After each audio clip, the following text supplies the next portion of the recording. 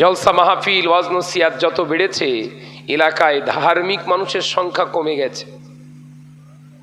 ধার্মিক বেড়েছে না কমেছে গো? হারামখোরের সংখ্যা বেড়েছে। এক একটা গ্রামে 10টা করে 12টা করে প্রত্যেক বছর জলসা হচ্ছে। গিয়ে হিসাব করে দেখেন, ক্যালকুলেশন করে 95% সুদখোর।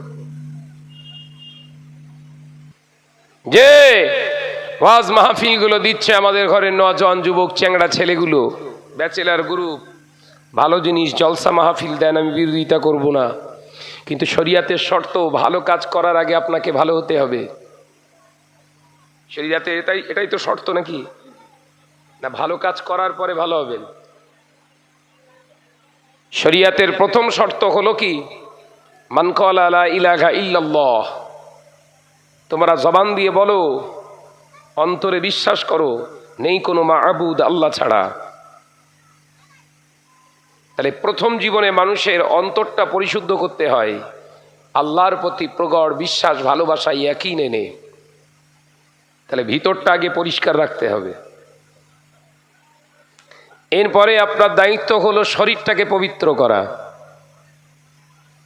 এই শরীরটা পবিত্র হবার পরে আপনার দায়িত্ব শেষ হলো না, যে কাপড় চোপড় পরবেন সেগুলোও যেন পবিত্র হয়। তারপরেও শেষ হলো না, যে জায়গায় নামাজ আদায় করবেন জায়গাটা যেন পবিত্র হয়। তারপরে নামাজ। আলোচনা বুঝতে পারেননি? তাহলে নামাজ বললে কিন্তু নামাজ না। নরেন্দ্র দাস দামোদর মোদি যদি নামাজ পড়তে চায় ও নামাজ পড়তে পারবে, কিন্তু ওর জন্য নামাজ নয়। নামাজ কার জন্য? যে আল্লাহকে এক বলে মেনে নিয়েছে, বিশ্বাস করেছে, তার জন্য নামাজ। ওই ইমানদারদের জন্য নামাজ নয়। ঈমান আনার পরেও আপনার জীবনে পবিত্র আনতে হবে, পবিত্রতার মাধ্যমে হলো নামাজ। নামাজ পড়তে চাইলে নামাজ পড়তে পারবেন না। নামাজ পড়তে গেলে 3টে শর্ত মানতে হবে আপনাকে। নাম্বার 1 ভিতর পাক, নাম্বার 2 ওপর পাক, নাম্বার 3 স্থান পাক। এই 3টে পবিত্রতার মাধ্যম দিয়ে আপনি আল্লাহর সান্নিধ্য লাভ করতে পারেন। একবার জোরে বলুন। জোরে হবে না? আমাদের ঘরের ছেলেরা ওয়াজ মাহফিল দেয়, প্রচুর টাকা খরচা করে, নাম্বার 1-এ ফেল।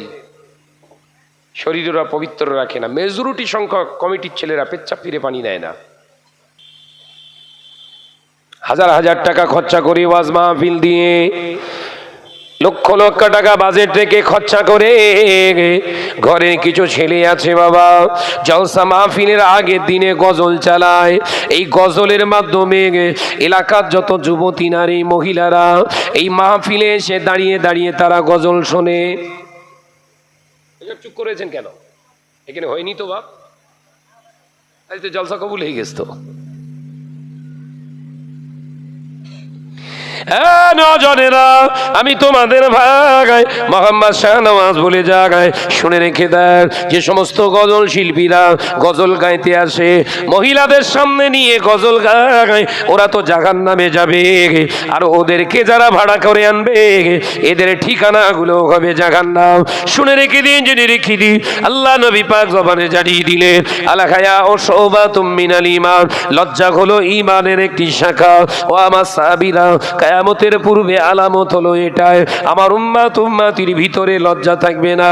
আমার উম্মাত উম্মাতির ভিতর থেকে লজ্জা উঠে যাওয়ার কারণে ছেলে মেয়ে মিলেমিশে একাকার হয়ে যাবে। ছেলেরা ওয়াজ করবে, মেয়েরা তো নিচেই বসে শুনতে পারতো ওপেনিং ভাবে, ওদের আবার আলাদা প্যান্ডেল করেছেন কেন? এ মাথায় ঢুকিনি বোধহয় কথা। গজল যদি সামনে এসে শুনতে পারে, জলসা শুনবে না কেন? মুরব্বী আপনার কেমন বলে? গজল শিল্পীদের জন্য যদি মেয়ে ছেলে সামনে রেখে গজল গাওয়া যায়, আমরা হুজুর বাদ যাবো কেন? মাথায় ঢোকে না আওয়াজ।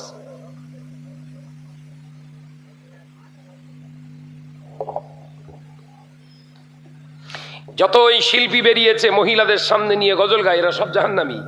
বিনা তওবায় মরে গেলে এদের কবরে সেকেন্ডে সেকেন্ডে বাস পড়বে, আর এদের যারা ভাড়া করবে এদের কবরে তো আনলিমিটেড বাস পড়বে। পাখামো চলছে ইসলামের নিয়ে, খামখেয়ালিপনা পেয়েছ, টাকা গরম গরম দেখাচ্ছ বাপ। আজ মল্লি কালকে দুদিন। আজকে যে ফলটার নাম আঙ্গুর, সময়ের অপেক্ষায় সময়ের পরিবর্তনে ওই ফলটার নাম হয়ে যায় কিশমিশ। তোমার জ্ঞান নেই, এ কথা বুঝতে পারেননি?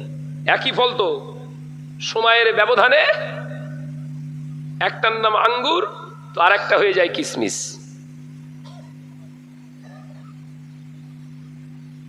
ঘরের ছেলেরা মনে করেছে টাকা পয়সা রয়েছে, আমরা তো হুজুরিরা তো জ্বালবে কেন, আমার জ্বলতো না যদি এই মাহফিলে আমি না আসতাম।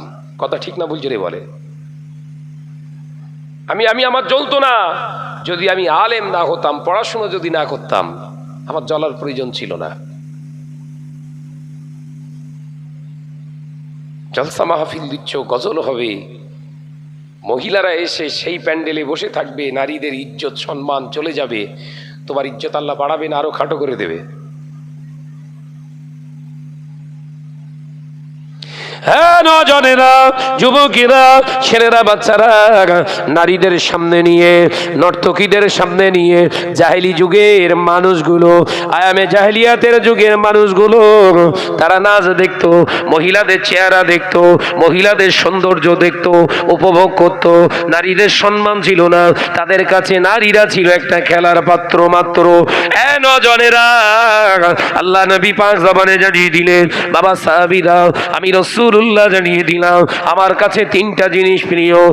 এক নম্বরে হলো নামাজ, দ্বিতীয় নম্বরে হলো নারী, আর তৃতীয় নম্বরে হলো খুশবু। জোরে বলুন, আরো জোরে বলুন সুবহানাল্লাহ। নারীর মর্যাদা নারী পেল। যে সমস্ত নারীগুলো আজকে জলসা মাহফিলকে কেন্দ্র করে বাজারে ঘোরাফেরা করে, বেহায়াপনা করে, হই হুল্লোড় করে, নিলজ্জ হয়ে গিয়েছে মহিলারা, যারা সেজে গুজে আজকে খরিদ্দার ধরার জন্য রাস্তাঘাটে ঘুরছো মা, ওই অবস্থায় বিনা তওবায় মারা গেলে তোমার ইন্তেকালের পরে শুনে রেখে দাও, নবীর হাদিস অনুযায়ী তামাম পৃথিবীর আলেমেরা তোমার কবরের পাশে দাঁড়িয়ে দাঁড়িয়ে কেঁদে কেঁদে যদি তামাম পৃথিবীর আলেমের চোখের পানিতে যদি তোর কবরের মাটি কাদা হয়ে যায়, তোর কবরের আযাব কিয়ামত পর্যন্ত বন্ধ হবে না। বিহায়া নারীরা শুনে নাও, জেনে নাও, নিজের রূপ নিজের চেহারাগুলোকে স্বামীর জন্য আমানত করে রাখো, স্বামীর জন্য আমানত করে রাখো। কিয়ামতের দিন মা ফাতেমার সঙ্গে নাজাত পেয়ে যাবে।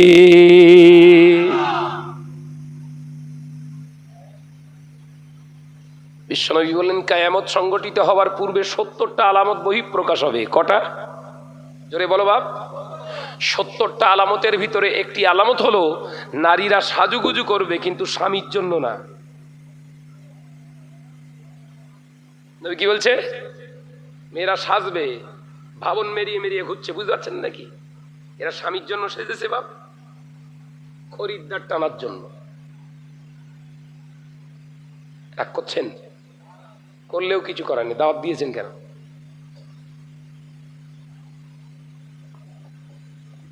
আমি এরকম আলেম নই ঝোল মাখিয়ে ওয়াজ করে যাব আগের বছর আবার দাওয়াত নেওয়ার জন্য। কালকে পর্যন্ত বাঁচবো এই গ্যারান্টি কার্ড আমার কাছে নেই, আবার আগামী বছর আবার কি? এই কথা ঠিক না বুঝলে বলেন? পাক্কা দুনিয়াদার যারা হবে চিন্তা রাখবে যে আগামী বছর আসতেই হবে জলসায়।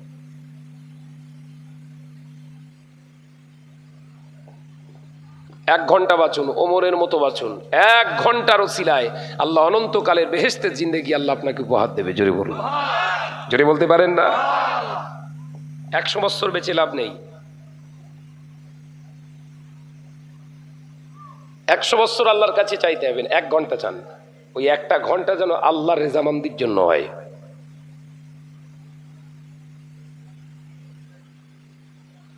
ও ভাইজানেরা, নজনেরা, যুবকেরা, ছেলেরা, বাচ্চারা, পর্দানিশিনা মা ও বোনেরা, আল্লাহ নবী পাক জবানে জানিয়ে দিয়ে গেলেন একজন নির্লজ্জ হায়াহীন নারীর ওসিলায় 4 জন পুরুষ যাবে জাহান্নামে। 1 নম্বর আল্লাহ নবী জানিয়ে দিলেন ওর নিজের জন্মদাতা পিতা, ওর বাপ যাবে দায়ুস নাম্বার 1 হয়ে জাহান্নামে। 2 নম্বর হলো ওর যে স্বামী হবে, ওর স্বামী হবে 2 নম্বর দায়ুস জাহান্নামে। 3 নম্বর হলো ওর যে বড় ভাই বড় দাদা থাকবে, তাকে আল্লাহ 3 নম্বর দায়ুস নামে হিসাবে জাহান্নামী করবে।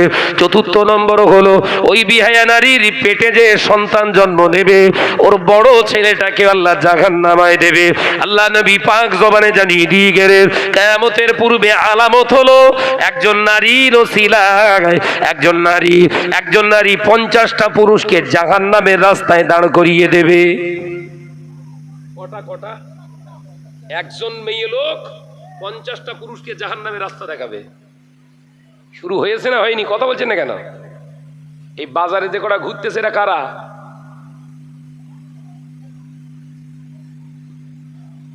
জলসা মাহফিল গুলো, জলসা তো হয়, এ তো 3 পয়সার জলসা তো ফুরফুরা শরীফে হয়। এ কথা বলছেন না কেন? এরকম বিহায়াপনা হয়? লক্ষ লক্ষ মানুষের সমাগম 3 দিনে। বিবিসি লন্ডন এবার বললো প্রায় 50 লক্ষ মানুষের জমায়েত হয়েছে। সুবহানাল্লাহ বলুন। 50 লক্ষ মানুষের জমায়েত যেখানে হচ্ছে, সেখানে একটা বিহায়া খাতুনের দেখতে পাওয়া গেল না। আর 4 পয়সার জলসা, এখানে হাত জোড়া দিয়ে ঘুরতে সব জলসা কবুল হয়ে যাবে। শিল্পী ভাড়া করে যাওয়ার। গজল যারা গাইতে আসে 5 ওয়াক্ত নামাজ পড়ে না, ওরা স্টেজে তুলবেন কেন ওদের? এই কথা মাথায় ঢুকে না নাকি?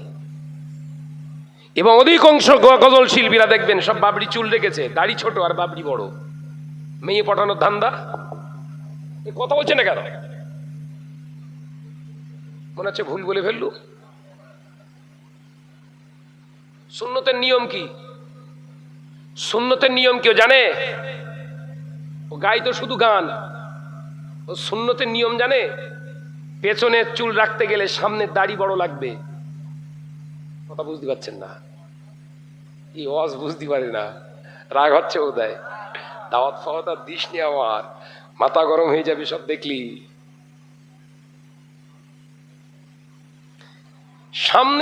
সামনে দাঁড়িয়ে একটু একটু। হাদিসের ভাষায় ওকে ফাসেক বলা হয়, ফাসেক, প্রকাশ্য গুনাহগারী। পেছনের চুলে এরম ঝাপটা রেখেছে। ভাই কোনোদিন শয়তান কি বিশ্বাস করবে ও রাসূলের সুন্নত আদায় করছে? শয়তানও মানবে না। তার এনে গজল গাওয়াচ্ছ, জলসা কবুল হবে? ভাইরা, নজনেরা, যুবকেরা, ছেলেরা, বাচ্চারা, পর্দানিশিনা মা ও বোনেরা, কান খুলে শুনে কি দিক আল্লাহ নবী পাক জবানে জানিয়ে দিয়ে গেলেন, ও আমার সাহাবীরা, আমি রাসূলুল্লাহ জানিয়ে দিয়ে গেলাম কিয়ামতের পূর্বে আল্লাহ তাআলার এই জমিনের উপরে আমার উম্মতিরা ধনী হয়ে যাবে, মুসলমানরা ধনী হয়ে যাবে, অট্টালিকা বানাবে, মুসলমানেরা ধনী হয়ে যাবে, আর ওই ধনী মুসলমানের কাছে আমার ইসলামটা গরীব হয়ে যাবে। মুসলমান গরিব আর মুসলমানের কাছে ইসলাম। মুসলমান ধনী, ইসলাম মুসলমানের কাছে গরিব। হয়েছে না হয়নি? টাকা পয়সা তো লাইটিং ফাইটিং করে মেয়ে লোকের ভেতরে বসিয়ে দিয়েছে। ইসলাম বড় আছে আর? এই কথা বলছে না কেন? মদিনার মসজিদে নববী শরীফে আল্লাহ শুকর, যারা এখানে হাজী সাহেব আছে তাদের জিজ্ঞাসা করে দেখুন, মদিনার মসজিদে নববী শরীফে ঢোকার জন্য 5টা গেট। আল্লাহ নবী একটি গেটের নাম দিয়েছিলেন বাবে আন-নিসা, মহিলাদের প্রবেশদ্বার। মহিলারা এখান দিয়ে প্রবেশ করবে। আল্লাহ নবী মহিলাদের প্রবেশদ্বার আলাদা করেছিলেন, ছেলেরা মেয়েরা যেন এক রাস্তা দিয়ে না ঢোকে। জোরে বলুন সুবহানাল্লাহ। আল্লাহ নবী তরিকা শেখাচ্ছে। যাও মদিনা শরীফে, হাজী সাহেব আছে কেউ এখানে? বাপ, একটা গেটের নাম আছে বাবে আন-নিসা, তাই তো নাকি? তার পাশেই আছে বাবে আজ-জিবরিল আমিন, বাবে জিবরিল আলাইহিস সালাতু ওয়াস সালাম। জিবরাইল আলাইহিস সালাম ওই গেটটা দিয়ে ঢুকতেন। একবার জোরে বলবেন না?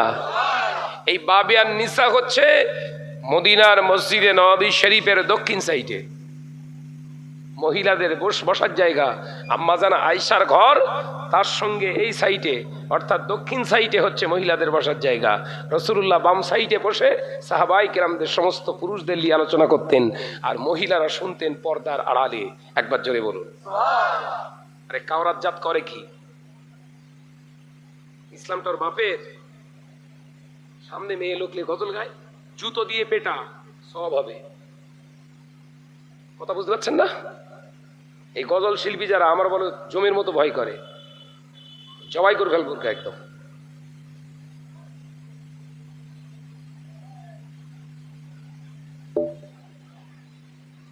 মহিলাদের সামনে বসিয়ে তাই পাখামো চলছে।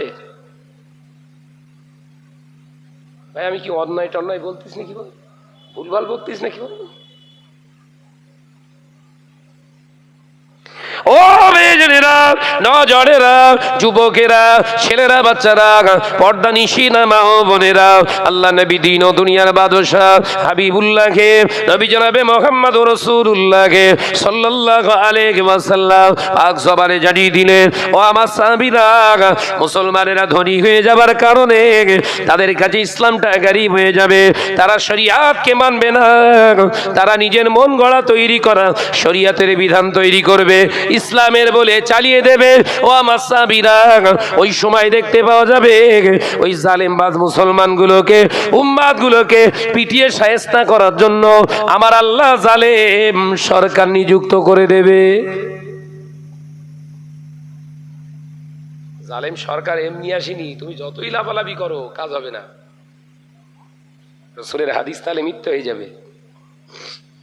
তুমি ভালো হও, তোমরা ভালো হও, আমরা ভালো হই, ভালো সরকার আল্লাহ প্রতিষ্ঠিত করে দেবে। একবার জোরে বলুন।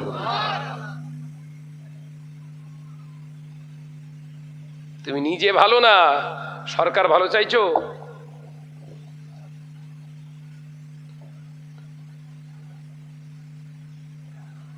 বিশ্বনবী মদিনার মসজিদে নববী শরীফে সাহাবাই কেরামদের বলতেন, সাহাবাই কেরামরা মাথা হেঁট করে চুপটি মেরে গুরুত্ব সহকারে রাসূলুল্লাহর কথাগুলো, কওলগুলোকে শ্রবণ করতেন। জোরে বলুন না সুবহান। আর এখনকার ঘরের ছেলেরা জলসা মাহফিল যারাই দিচ্ছে ওরাই মাহফিল এসে বসে না,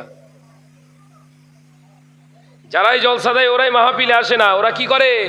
বুকে একটা ধামড়া মতো বেয়াজ না লাগিয়ে বুক ফুলিয়ে ঘুরতেছে, দেখ আমি ভলেন্টিয়ার। ওর উদ্দেশ্য কি? হারা ভালো হবার, ওরও ধান্দা মেয়ে পটাবে। কথা বুঝতে পারছেন নাকি? বুকি ব্যাস মেরে আগে প্রথম কাতারে ওদের বসার দরকার ছিল। কথা বলছেন না কেন? ওদের একটা সিস্টেম থাকবে, এই বক্তা উঠলে এতজন গিয়ে জলসা শুনবি, আমরা দিকে কাজ করব। আবার এর পরের বক্তা যে উঠবে আমরা যে বসবো, তোরা এসে কাজ করবি। ওদের ইউনিট ভাগ হতো, হতো না? হতো না? জোরে বলেন। সব কটা ঘুরতে সব তোলপাড় করলে যাচ্ছে। মেয়ে ছেলে দেখলি আরো সে মুড, সরে যা সরে যা সরে যা। আমি গাড়ি নিয়ে ঢুকতেছি, দেখে মনে এই দেখ আজকে মোস্তানির শেষ নি। মোস্তানি আমি এগুলো উপলব্ধি করি, তো আমি তো গবেষণা করার ছাত্র। আস্তে আস্তে আমি দেখ মোস্তানি করার শেষ নিয়ে এদের ওই দেখ ব্যাজ মেরে কি করতেছ দেখ। উদ্দেশ্য খারাপ। তাই জলসা মাহফিল হবে সৌন্দর্য, জলসা মাহফিলের লাইটিং হবে, বিশাল প্যান্ডেল হবে, না আপনার বিরাট তাবাররুক হবে, আল্লাহর দরবারে কবুলিয়াতের জায়গায় পৌঁছানো কঠিন হয়ে যাবে। মোজাদ্দেদে জামান জলসা দিচ্ছে 250 বাতসা দিয়ে। আল্লামা নিসারউদ্দিন রহমাতুল্লাহ আলাইহি উর্দু কিতাবে লিখছে হুজুরের সাওয়ানিতে। হুজুরকে আমি প্রশ্ন করলাম, কে বলছে? আল্লামা নিসারউদ্দিন রহমাতুল্লাহ বলছে, হুজুরকে প্রশ্ন করলাম, হুজুর আপনি বাতসা দিয়ে তাবারুক দেবেন? এত বড় ইসারে সব।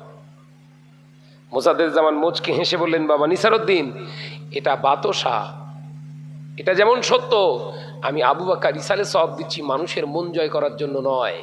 একবার জোরে বলুন না। ও বাবা নিসারউদ্দিন, আমি আবু বকর জলসা দিচ্ছি দুনিয়ার মানুষের মন জয় করার জন্য নয়। আবু বকরের নাম যশ ফাটবে, নাম বাড়বে, এই জন্য আবু বকর জলসা দেয় না। আমি আবু বকর জলসা দিচ্ছি বাবা নিসারউদ্দিন সমাজে সমাদৃত হবার জন্য নয়।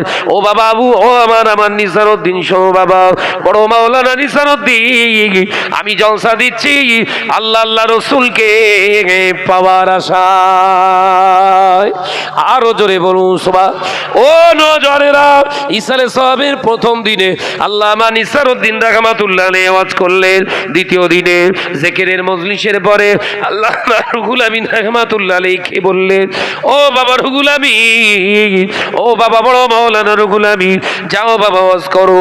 আল্লামা রুহুল আমিন রাহমাতুল্লাহ আলাইহি হুজুর আবার বসে বসে ওয়াজ নসিহত করছে। ওয়াজ নসিহত করতে করতে হঠাৎ করে উঠে দাঁড়িয়ে পড়লেন। ওজাতে জামার দরবার থেকে উঠে দাঁড়িয়ে পড়ে মুরিদদের মুতাকিদিনদের দিকে খেয়াল করে আওয়াজ করে বললেন, ও আল্লাহর বান্দারা, নবী পাকের উম্মতেরা, উঠে যাও, দাঁড়িয়ে যাও। আবার রুহুল আমিন বসে বসে ওয়াজ করতে করতে দাঁড়িয়ে পড়েছে। আমি আবু বকর দাঁড়িয়ে পড়েছি কেন জানো? এই আবু বকরের বাতাসা দেয়ার ইসালে সবে আমার নবী রুহানি হালাতে সাহাবীদের নিয়ে আগমন হয়েছে। বাতাসা ইসালে সবে রাসূল এসেছে। তো ডিজে লাইট কিছু দেখতে পাচ্ছিস? মেয়ে ছেলে ছাড়া আলোচনা বোঝে না। এইসব লাইট গুলো আমরা ছোটবেলায় দেখেছি, এলাকায় ফাংশন টান হলি এরকম চেকামেকা সব দিত। এখন সব জলসায় ঢুকিয়েছে সব। কালকে আমার প্রোগ্রাম ছিল মধ্যম গ্রাম সেরে মেদিনীপুর, ভোর 3:30 টাইম। তো যাওয়ার সময় রাধামণি বলে একটা জায়গা আছে, রাধামণি, ওটা পাস হচ্ছি, দেখি যে ডান সাইডে বিরাট বড় স্টেজ করা আছে। ওদের সেই হাঙ্গামা হয়, ধুমপাকবাগ্য, ওইখানে দেখি ওই এই সব কারবার।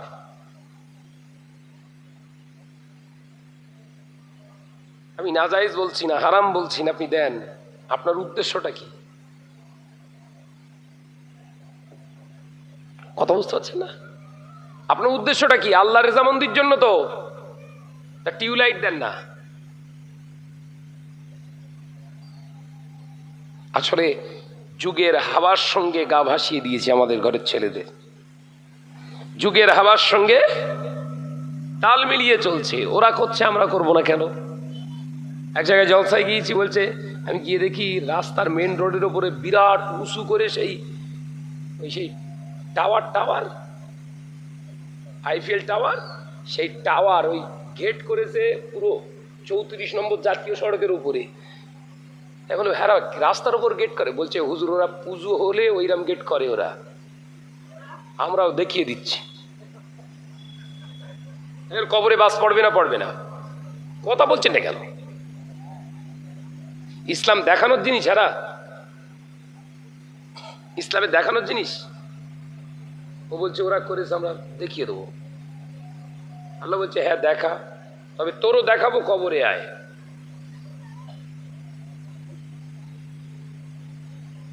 আমার আলোচনা উপলব্ধি করবেন, ওয়াজ নসিহত বিবেকের জিনিস, আবেগের জিনিস না। আসুন একটা কাহিনী বলে ধনেদের চলে গেল, এ ওয়াজ হলো না। ওয়াজ হচ্ছে ভাবাবে, মানুষকে ভাবাবে। ওয়াজ নসিহত কি?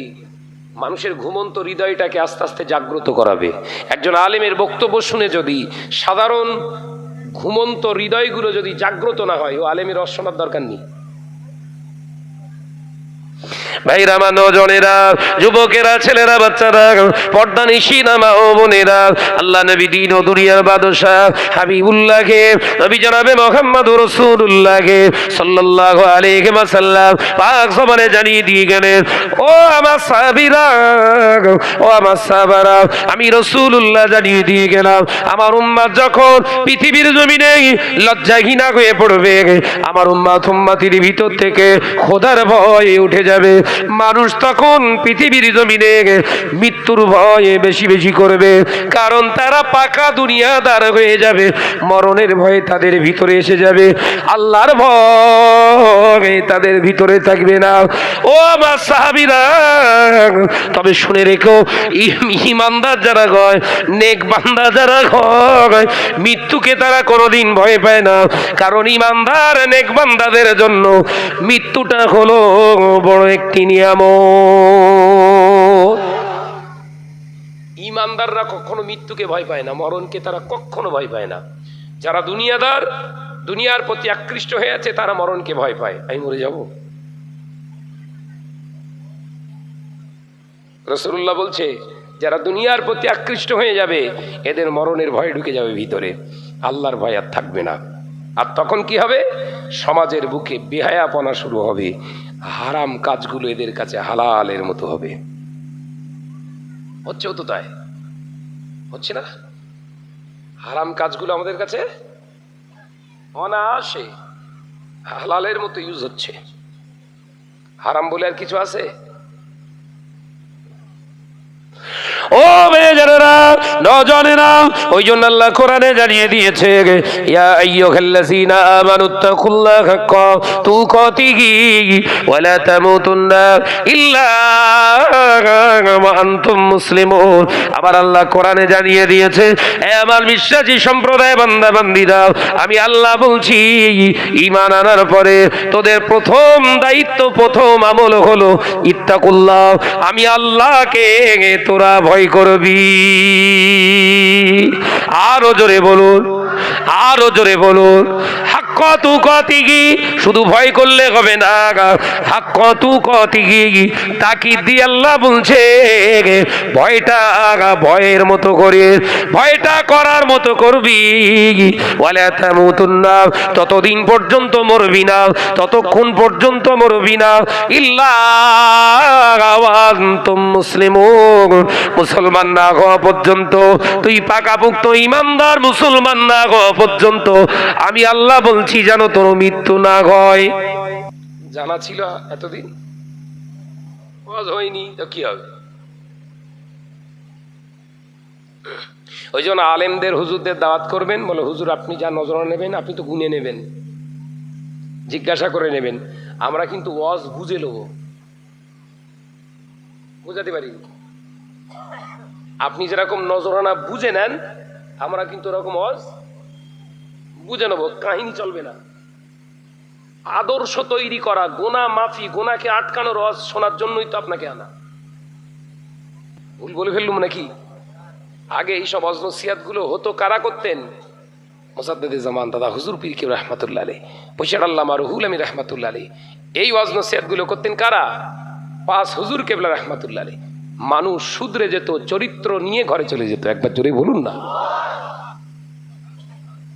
আজকে আর হচ্ছে সমাজ?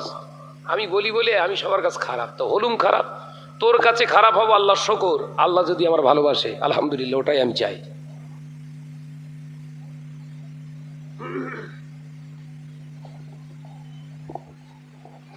ও বেজানেরা, নজনেরা, যুবকেরা, ছেলেরা, বাচ্চারা, আল্লাহ নবী পাক জবানে জানিয়ে দিয়ে গেলেন, ইন্নাল আসাবিল খবরে লা ইস্তামজিরুনা মিনাল বাউলি ওয়া আম্মাল আখিরু মিন নামিমা আও কামা ক্বালা আলাইহিস সালাম।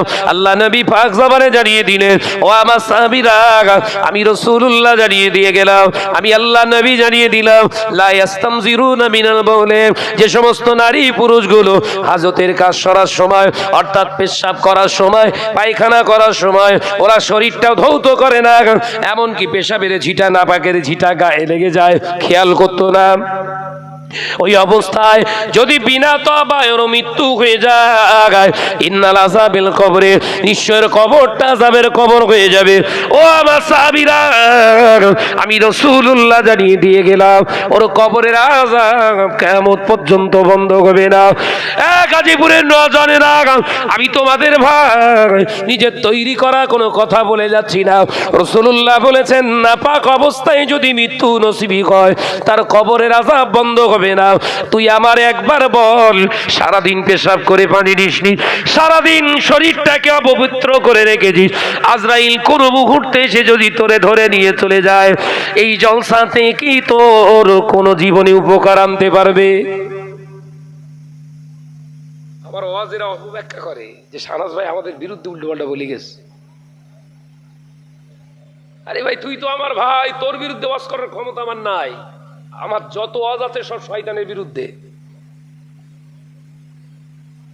হাজার হাজার ইন্টারনেট ঘাটে যত ওয়াজ আছে কার বিরুদ্ধে?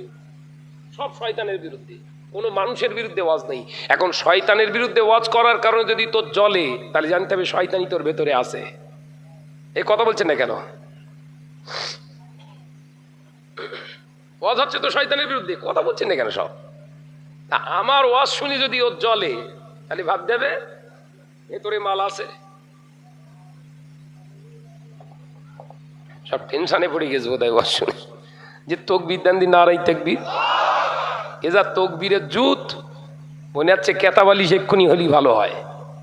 যে গাজীপুরের মুসলমানদের জোর হওয়ার দরকার অন্যরকম। গাজী তো গাজী মানে কি? বিজয়ী নেতা। একবার জোরে বলবেন না? বিজয়ী বীরদেরকে গাজী বলা হয়, মানে যুদ্ধে যারা ফেরে জয়ী হয়ে ওরা কি গাজী হয়, শহাদা হয়ে যাও, নইলে গাজী হয়ে ফেরো, সব গাজী। গাজীপুর তার মানে তো সব গাজী। জোর বেশি হবে না কম? কথা বলে, জোর বেশি হবে না কম? তকবীর দেন নারাই তাকবীর।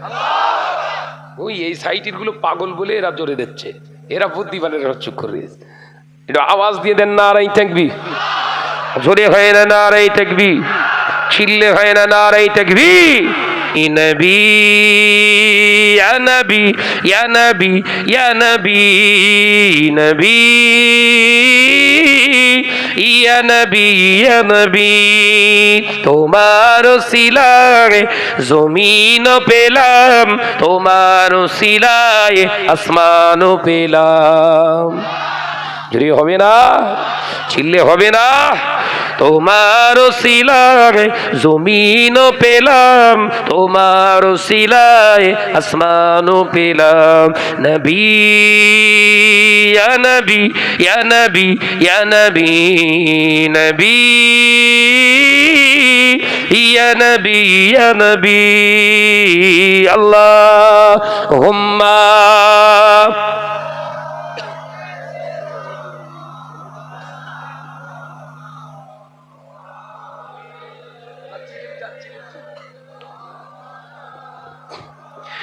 তোমার সিলায় মানব গোলাম, তোমার সিলায় মুমিন গোলাম। জোরে বলতে পারেন না? নারাই তাকবীর। তোমার সিলায় জমিন পেলাম, তোমার সিলায় আসমান পেলাম, তোমার সিলায় মানব গোলাম, তোমার সিলায় ইনো গোলাম। যদি হবে না? নবী ইয়া নবী ইয়া নবী ইয়া নবী নবী ইয়া নবী ইয়া নবী। আল্লাহুম্মা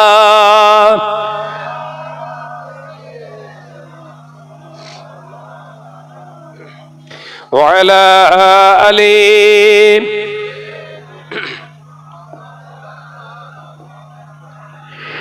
খুশির হাওয়া লাগে ও মনে, যদি দেখা পায় নবী তোমারে ভুবনে।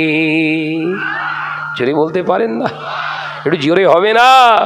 খুশির হাওয়া লাগে ও মনে, যদি দেখা পায় নবী তোমারে ভুবনে। তোমার নূরের চেহারার মাঝে মুমিন ও মুমিনা শান্তি খোঁজে। নারাই তাকবীর। নবী ইয়া নবী ইয়া নবী ইয়া নবী নবী ইয়া নবী ইয়া নবী তোমার ওসিলায় জমিনও পেলাম, তোমার ওসিলায় আসমানও পেলাম, তোমার ওসিলায় মানব হলাম, তোমার ওসিলায় মুমিনও হলাম। নবী ইয়া নবী ইয়া নবী ইয়া নবী নবী ইয়া নবী ইয়া নবী আল্লাহুম্মা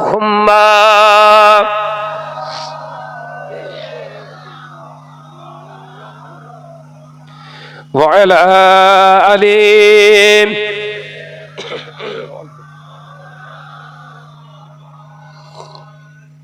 আমার নজনেরা, যুবকেরা, ছেলেরা, বাচ্চারা, পর্দানিশীন আমার সোনার চাঁদ মানিকেরা, আমি আলোচনা বোঝাতে চাইছিলাম রাসূল পাক সাল্লাল্লাহু আলাইহি ওয়াসাল্লাম বলেছেন, বাবা সাহাবীরা, আজানের জবাব দেয়া সব থেকে সহজ, আজানের জবাব দেয়া সব থেকে সহজ।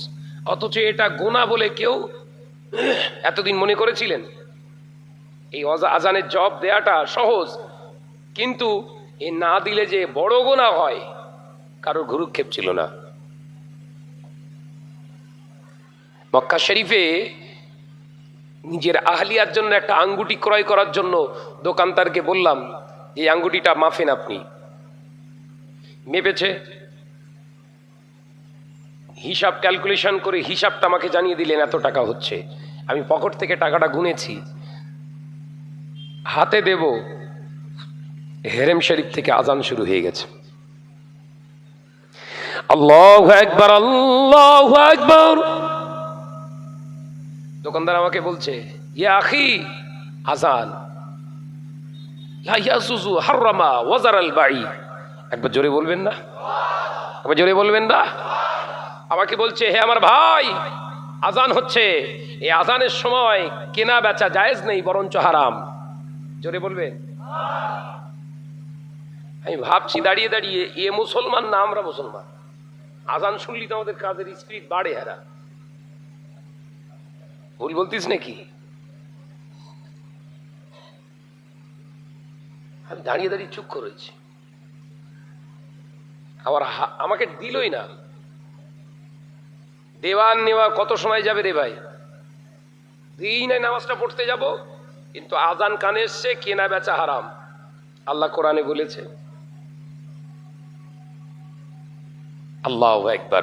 ওই জন্যই বোধহয় রাসূলুল্লাহ বলেছিলেন, সব জায়গায় দাজ্জাল প্রবেশ করতে পারবে, আমার মক্কাতুল মুআজ্জামার মদিনাতুল মুনাওয়ারায় দাজ্জাল প্রবেশ করা তো দূরের কথা, চোখ তুলে তাকাতে পারবে না। জোরে বলেন।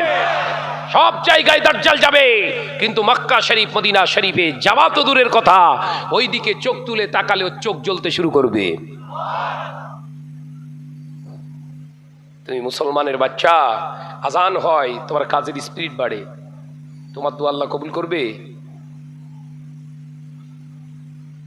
হ্যাঁ, কফি বিক্রি হচ্ছে 70 টাকা, ফুলকপি, অজ্ঞারণ মাস, মনে পড়ছে? মনে পড়ছে? 70 টাকা পিস। জোহরের আজান হচ্ছে, চাষা কপি কাজ ছাড়ে নে। আসরের আজান হচ্ছে, কালকে কপি উঠবে, বুঝতে পারেননি? বগল বাজাচ্ছে, 70 টাকা পিস। আল্লাহ মেকাইল ফেরেশতারে বলতেছে, রেডি হ। মেকাইলকে রেডি হতে বলছে, তার মানে কি? বান্দা জোহর পড়িনি, আসর পড়িনি, মাগরিবের আজান হচ্ছে, আজানের জবাব দেয়নি, মাগরিবও পড়িনি, কালকে টাকা ইনকাম করার ধান্দায় কপি ক্ষেত পাহারা দেয়। এ আমার মেকাইল, আমি আল্লাহ বলছি 3 দিন ধরে পানি দে,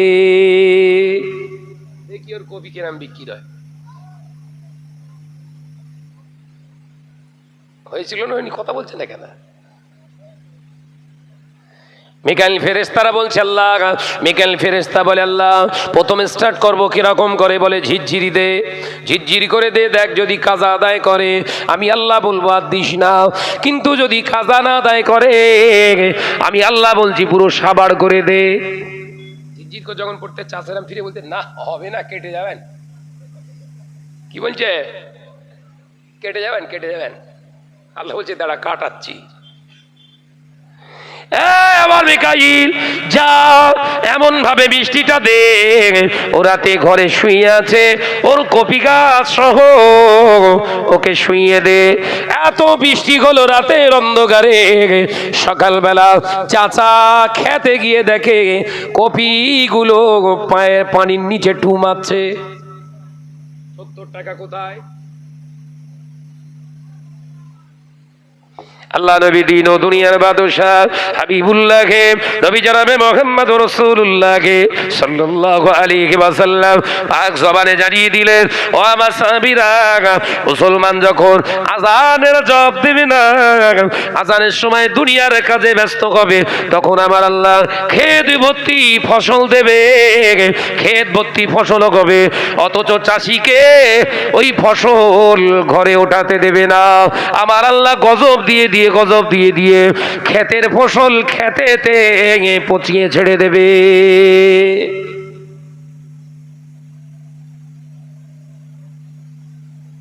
তুমি যেরকম বুদ্ধিমান, তুমি ভেবো না একা বুদ্ধিমান। তোমার সৃষ্টিকর্তা তোমার যে বুদ্ধি দিয়েছে, সেই বুদ্ধির 1000 ভাগের 1 ভাগকে আবার 1000 ভাগের 1 ভাগ তুমি পেয়েছো। 99 ভাগ কার কাছে আছে?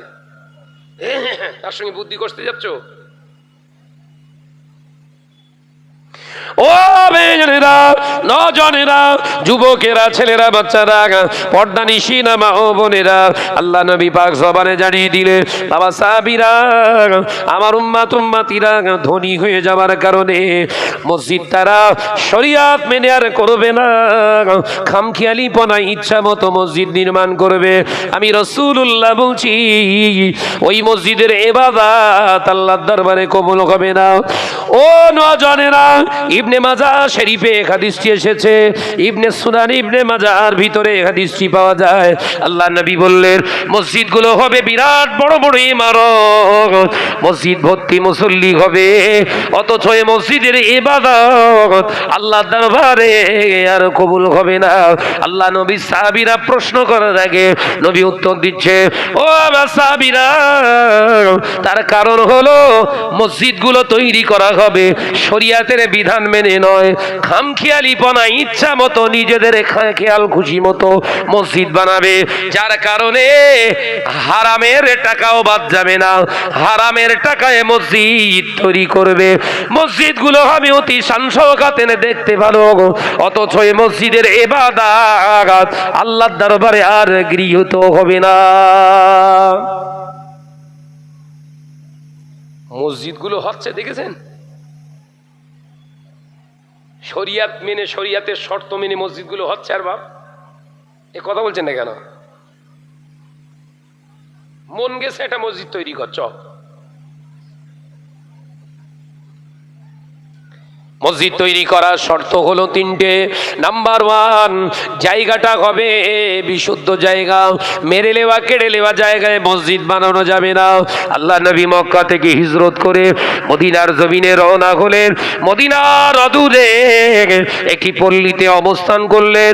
আল্লাহ নবী ওই পল্লীটার নাম হলো কোবা পল্লী। আল্লাহ নবী কোবা পল্লীতে অবস্থান করা অবস্থাতে তার আল কাসওয়া নামক উটটা হাঁটু গেড়ে সেজদা করলেন। আল্লাহ নবী বললেন, আমার আল কাসওয়া এখানে যখন সেজদা করেছে, আমি রাসূলুল্লাহ চাই আমার উম্মতেরাও এখানে সেজদা করুক। ও আমার সাহাবীরা, আমি রাসূলুল্লাহ বলছি এখানে একটা মসজিদ বানাবো। আল্লাহ নবী সাহাবীরা বললেন, মদিনা থেকে আনসারী সাহাবীরা হুজুরেরা বললেন, হুজুর যে জায়গায় মসজিদ বানাবেন আপনি নিয়ত করেছেন, এই জায়গা 2টি এতিম বাচ্চার জায়গা, মা নাই বাপ নাই, এসিরের জায়গা। আল্লাহ নবীর মনটা খারাপ হয়ে গেল, এতিমের জায়গায় মসজিদ আমি রাসূলুল্লাহ কি করে করব? আল্লাহ নবী সাহাবীদের সাহাবীদের লক্ষ্য করে রাসূলুল্লাহ বললেন, ও আমার সাহাবীরা, এতিম বাচ্চাগুলোকে আনো। আল্লাহ নবী দুইজন এতিম বাচ্চা সাহাবী এসে রাসূলুল্লাহকে সালাম দিলে, আসসালামু আলাইকা ইয়া রাহমাতাল লিল আলামিন। হুজুর, আমরা শুনেছি আপনি মসজিদ বানাবেন, আল্লাহর ঘর বানাবেন। ইয়া রাসূলুল্লাহ, হাবিবাল্লাহ, আমাদের মা নাই, বাপ নাই, আমরা এতিম, আপনি মসজিদ বানাবেন, আল্লাহর রাস্তায় জায়গাটা আমরা দান করে দিলাম।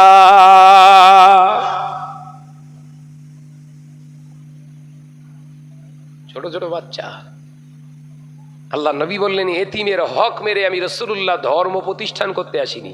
জোরে বলেন, জোরে হবে না? এতিমের হক মেরে ইবাদতগাহ করার জন্য আমি নবী নয়, এতিমের হক বুঝে দেওয়ার জন্য আমি নবী। একবার জোরে বলেন।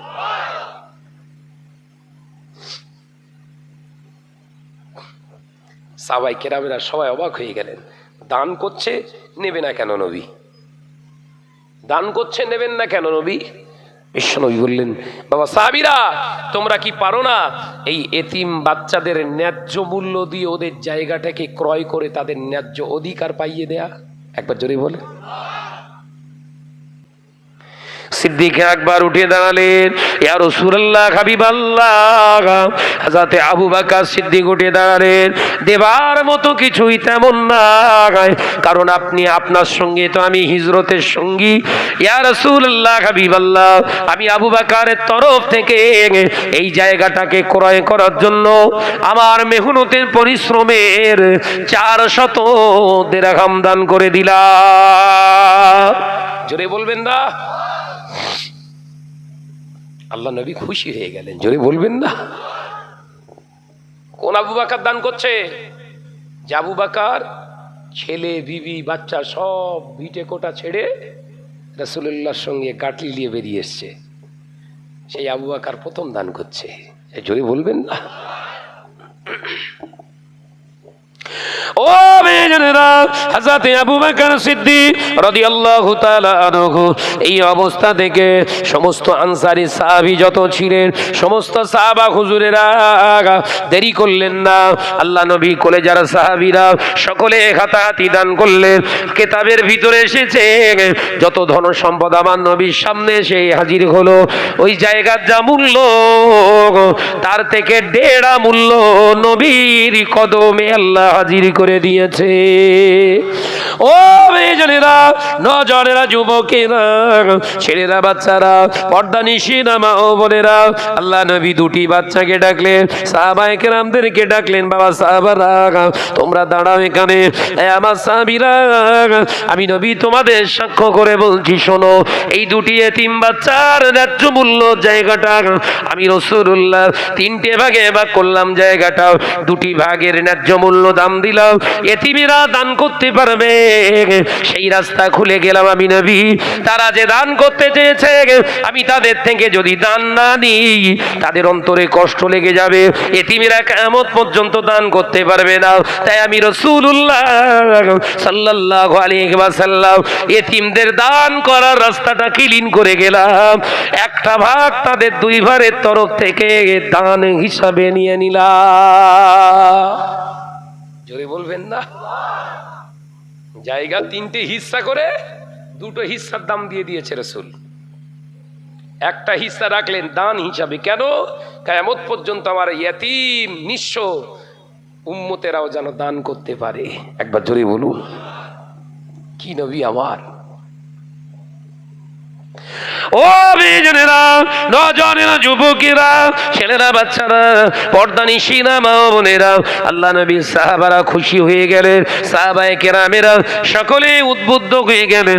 আল্লাহ নবী বললেন, যাও উনজুরু ইলা জিবাল, তোমরা লক্ষ্য করো ওই যে পাহাড়, ওই পাহাড়ের পাথরগুলো তোমরা বহন করো। ওই পাহাড়টার মালিক পৃথিবীর কোনো মানুষ নয়, ওটা হলো আমার আল্লাহর সৃষ্টি। তোমরা যাও ওই পাহাড় থেকে পাথরগুলো বহন করো। সাহাবায়ে কেরামেরা কিছু চলে গেলেন। আল্লাহ নবী বললেন এই জায়গাটা তোমরা কিছু জনে পরিষ্কার করো। কিছু সাহাবা হুজুরেরা পরিষ্কার করতে লাগলেন। আল্লাহ নবী তো জানের বাদশাহ রাহমাতাল লিল আলামিন ওই বহন করা পাথরগুলো একটার পর একটা সাজিয়ে সাজিয়ে একটা রেখাপাত করলেন, একটি রেখা স্ট্রাকচার গঠন তৈরি করলেন। আল্লাহ নবী নিজে গেলেন পাহাড়ের কাছে, একটি পাথর প্রস্তর খণ্ড রাসূলুল্লাহর মোবারক হাত দিয়ে তিনি উত্তোলন করলেন। বুকে জড়িয়ে ধরে আস্তে আস্তে আস্তে আস্তে রাসূলুল্লাহ গেলে আর ওই যেখানে রেখাপাত করেছিলেন মসজিদের জায়গা ঠিক একটি সাইড ডান সাইডে বেশি জায়গা রেখে আল্লাহ নবী একটি জায়গায় বসিয়ে দিয়ে বললেন এটা হলো মসজিদে কোবার মেম্বার। যে মসজিদের দেয়াল হলো না, ছাউনি হলো না, সেই মসজিদ তৈরি হয়ে গেল। আল্লাহ নবী জানিয়ে দিলেন ও আমার সাহাবীরা কিয়ামত পর্যন্ত আমার যে উম্মতেরা এই মসজিদে কোবায় 2 রাকাত নামাজ আদায় করবে আমার আল্লাহ খুশি হয়ে তাদের নামায়ে আমলে একটি মকবুল উমরা হজের সওয়াব দেবে। জোরে নবী কি দেখিয়ে গেলেন? মসজিদে কালার না, দেয়াল না, ছাদ না, জায়গাটা সলিড চাই। বলবেন না মেরে লেওয়া কেড়ে লেওয়া ভাগরা করা জায়গায় মসজিদ বানাচ্ছে। সেই মসজিদে রিসালে সবে আমার আবার দাওয়াত কি ওয়াজ হবে বুঝতে পেরেছেন? 38 বছর আগে মসজিদ তৈরি করেছে, 38 বছর আগে মসজিদ তৈরি করেছে। ইয়ং জেনারেশন ছেলেরা সব আমার ওয়াজ ফলো করে, জলসা ফলো করে। ওরা দেখলো ওয়াজ মাহফিল ভাইজানের ওয়াজ নসিহত শুনে যা বুঝ দিছি এই মসজিদের জায়গা গন্ডগোল। সব ইয়ং জেনারেশনের হাতে মসজিদের দায়িত্ব। ওরা সব নামাজ কালাম করে ওরা একদিন মাফিয়ারে নেমে পেয়েছে। দেখে পরের জায়গা মসজিদের ভিতরে 4 ফুট ঢুকে বসে রয়েছে। কথা বুঝতে পারছেন না? যার জায়গা তাকে বলছে চাচা জায়গার মূল্য দিয়ে দিচ্ছি, দিয়ে দেন। বলছে ঠ্যাং আগে ফিরিয়ে দিতে বল তারপর দেওয়ার। কি বলছে? ঠ্যাং ঠ্যাং। বলছে কেন ঠ্যাং কি? বলছে তোর দাদু তোর বাপেরা আমার এই ঠ্যাং ভেঙে ফেলেছিল ওই মসজিদ তৈরি করার সময়। ওই জায়গা টোটালটাই তো আল্লাহ পাকের খাস রহমত আমি দিয়েছি। ওই জায়গাটাই আমার দান, আমি দান করেছি। আমি শুধু বলেছিলাম যে তোরা পশ্চিম সাইডে সরে যা 10 ফুট, পূর্ব সাইডে আমার ঘর পড়ছে, সদর পড়ছে, এটা 4 ফুট ছেড়ে দে, আমি একটা পাঁচিল তুলে দেবো। মসজিদের একটা হেজাব হলো। তোর দাদু বলছে তুই এখানে পা বাড়া, তোর পা ভেঙে ফেলবো। আমি খোলা সামনে দেখলাম হয়তো মুখে বলতেছে পা বাড়িয়েছি, পাশে সে কোদাল ছিল, কোদালের ডাঁটলিয়ে একে বাড়িতে পা ভেঙে ফেলেছে। আমার জমি দান করলাম আমি, আমার পা ভেঙে ফেললো। তো এই জায়গা আমি এমনি দিয়ে দেবো, টাকা নেবো না, আমার পা ফিরিয়ে দিতে বল। এখন 38 বছর আগে মসজিদ হয়েছে, অনেকটা মাল তো কবরে ঢুকে গেছে। এরা যে পা ভেঙে ভেতরে ঢুকেছেন এই 38 বছর ঠুকে ঠুকে যে কটা কবরে ঢুকেছে, এদের কি করতেছে বাপ? হাফ টাইম দিচ্ছে। কথা বোঝাচ্ছে না এদেরকে হাফ টাইম দিচ্ছে বলি মনে হয়।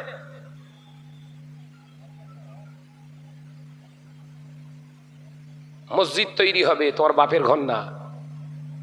তুমি খামখেয়ালিপনা করে মসজিদ বানাতে পারো না, এই অধিকার ইসলাম তোমার দেয়নি।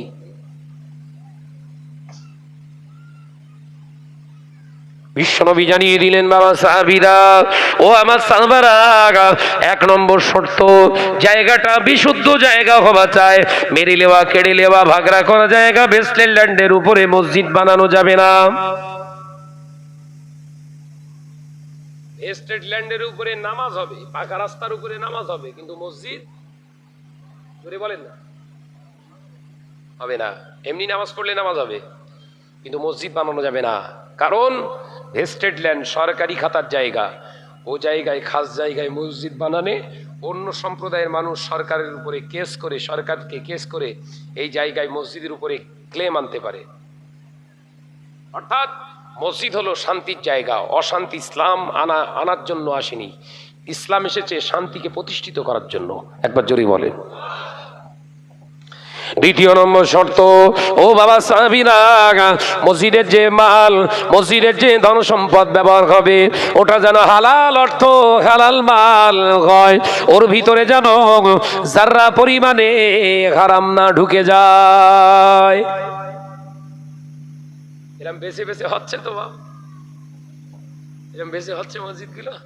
তৃতীয় নম্বর শর্ত, মসজিদ তৈরি করবার যারা উদ্যোগ নিয়েছো, এলাকায় কেউ নামাজ পড়তে আসুক আর না আসুক, 5 ওয়াক্ত নামাজ ওই কর্তৃপক্ষের জামাতের সঙ্গে পড়া লাগবে। ভাই এই 3টে শর্ত মেনে যদি মসজিদগুলো আজকে সমাজে আমাদের হতো, এত ঘন ঘন হতো, কথা বলছেন দেখেন, এত 2 তালা কি সুন্দর সব কালার মসজিদগুলো হতো। মসজিদের সেক্রেটারি হবে কে?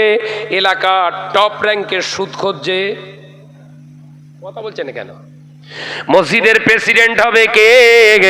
5 ওয়াক্ত নামাজে ধার ধারে না যে। মসজিদের ক্যাশিয়ার হবে কে? দাঁড়িয়ে দাঁড়িয়ে পেচ্ছাপ ফেরে যে। ভুল বলছি? এইসব চুপ করেছেন কেন? জায়গায় ঘা পড়তেছ বোধহয়। সুদখোর গরমকালে জুম্মা নামাজ পড়তে গিয়ে হপ করে কারেন্ট অফ হয়ে গেছে, ওর তো কোনো বিশ্বাস নেই বাপ। সুদখোর জুম্মা পড়তে গিয়ে হপ করে কারেন্ট অফ হয়ে গেছে, আরে গ্যাট গ্যাট গ্যাট গ্যাট করে ঘাম বেরোচ্ছে, তখন সুদখোর আর সুদখোর নি, মুফতি হয়ে গেছে বাপ, মুফতি হয়ে গেছে, ফতোয়া দিচ্ছে সুদখোর। তখন এত গরমে আবার নামাজ হয়? চল লাউহাটি চল, 2টো এসি কিনে দিচ্ছি, চ। এসি কিনে দেবে কে বাপ? কি আলোচনা বোঝে না, ওয়াজ বোঝার জিনিস বাপ। এসি কিনে দিচ্ছে কে? সুদখোর। 2টো এসি কিনেছে, ভলভো কোম্পানির এসি, 44,000 টাকা করে পিস 2টো, মানে বুঝতে পেরেছেন কত? 88। মিস্ত্রি খরচা 2, 90। এসে লাগিয়ে দিয়েছে মসজিদে 2টো এসি। আগে যে চাচার নামাজ 4 রাকাত নামাজ 2 রাকাতে কমপ্লিট হতো, তার 10 মিনিট হয়ে যাচ্ছে, নামাজ শেষ হচ্ছে না। এত বরকত কেন বলেন দিন? বাইরে 35 ডিগ্রি আর ভেতরে 17। কি আলোচনা বোঝে না বোধহয়। বাইরে গরম কত? 35 ডিগ্রি, আর ভেতরে কত? 17 ডিগ্রি। ও চাষা আল্লাহ ছাড়তেই চায় না। চাষি জিজ্ঞাসা করছে, হ্যাঁ গো তুমি আগে তো যেই সে চলে আসতে, এত দেরি হচ্ছে কেন? বলছে তুই বুঝবি না, নামাজের প্রতি মহব্বত বেড়ে গেছে। এগো সুদখোরে, সুদের টাকায় যদি এসিতে মুসল্লির কলগে ঠান্ডা হয়, ওর কবর গরম হচ্ছে না ঠান্ডা? চুপ করে যাও, কি করে বাস পড়ে দেখ, এইবার জায়গায় খাচ্ছে বোধহয়। এবার এ মিয়া, বুঝতে পারছেন না? সুদখোরের টাকায় যদি, সুদের টাকার এসিতে যদি মুসল্লির কলগে ঠান্ডা হয়, দেহ ঠান্ডা হয়, ওর কবর গরম না ঠান্ডা?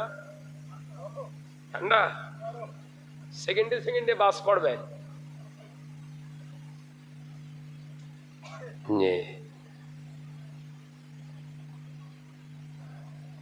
এলাকার মানুষ সবাই দেখলো, সবাই জানে শাহনাজ রাখা সুদখোর। 2টো এসি দান করেছে, সব মুখি পুরো একদম পুরো সিমেন্ট জমে গে, কেউ আর কথা বলতে পারছে না। সকলেই তখন কি বলছে, না শাহনাজ সুদ খেত, ভালো না হলে তো দান করতে পারে না। হালাল হচ্ছে দেখেন কিরকম করে, পুরো ঘুরিয়ে ঘুরিয়ে হালাল হচ্ছে। দেখেন কি বলছে শাহনাজের, আর যাই হোক কলগেটা অনেক বড়, এই কলগে আর কলগে নি দরিয়া, 90,000 টাকা খরচ করে আল্লাহর ঘরে। উফ, 6 জন মুরব্বি উঠে বলতেছে, এবার নতুন কমিটি হলে তোদের কাছে একটা আবেদন থাকবে, কি না শাহনাজকে একটা পদ দিতেই হবে। নতুন কমিটি গঠন হয়েছে, শাহনাজকে দেবে এবার কি পদ না প্রেসিডেন্টের পদ। ও সুদখোর এবারে প্রেসিডেন্ট মসজিদের। যে সুদের টাকা হালাল হয়ে গেল, সুদখোর হয়ে গেল কি প্রেসিডেন্ট। এইবারে চায়ের দোকানে বসে, গাজীপুর ওই মোড়টা বসে এরকম করে বসে আছে, সুদখোর অ্যাকশন শুরু হয়ে গেছে তখন। সুদখোর ইমাম সাহেব যে দূর, ভাইজান আমি আপনার না জেনে অনেক ভুল ধারণা করে ফেলেছেন আপনার, আপনি যে এরকম মনের মানুষ আমি বুঝতে পারিনি। এই ইমাম সাহেবও মার খাবে, আর বাবাজি টেনশনে পড়ে গেছে বোধহয়, যে শরিয়াতের কথা বলছি, মাথার ভিতরে ঢোকান। সুদখোরকে সম্মান করা শরিয়াতে হারাম, সুদখোরের কাছে মাথা নত করা শরিয়াতে হারাম। এলাকার মানুষ আর কেউ ভয়ে কথা বলছে না, 90,000 টাকা দান করেছে, আবার সভাপতি। নবী বলেছেন, শুনে রেখে দাও, মসজিদের ইবাদত কবুল হবে না, কারণ মসজিদের হক নষ্ট করবে মুসলমান। মসজিদের হকটা কি? মসজিদের প্রেসিডেন্ট হবে হারামখোর, বেনামাজি, এরাই মসজিদ চালনা করবে। ও মুসলমানেরা কান খুলে শুনে রেখে দিন, নবী আবার 5 জবানে জানিয়ে দিয়ে গেলেন, যখন হারামখোর, বেনামাজি, শরিয়ত বিরোধী মানুষগুলো মসজিদ চালনা করবে, ওই মসজিদে তখন হারাম হালাল বেচে আর টাকা লেয়া হবে না, টোটাল মসজিদটা ইবাদত করাটা বৃথা হয়ে যাবে। মসজিদের কমিটি হবে তারা, মসজিদের মুহতামিম হবে তারা, মসজিদের দায় প্রাপ্ত হবে কমিটি তারা। ইমাম সাহেব কোনো কাজে বেরিয়ে গিয়েছে, এশার নামাজ পড়াতে পারবে না, এশার নামাজের ইমামতি করার যোগ্যতা যারা রাখে তারাই হবে মসজিদ কমিটি। মসজিদ থাকবে কাদের হাতে, বুঝতে পেরেছেন না?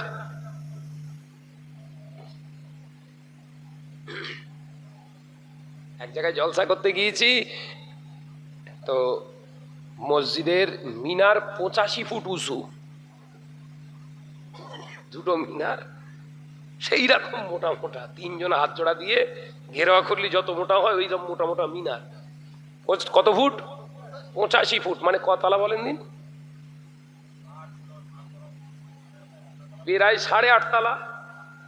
হ্যাঁ, 8.5 তলা। এইরকম করে দেখতেছি আমি, সেইরকম কারুকার্য নকশাওয়ালা। আমি দেখলাম যে এরা কি করেছিস রে।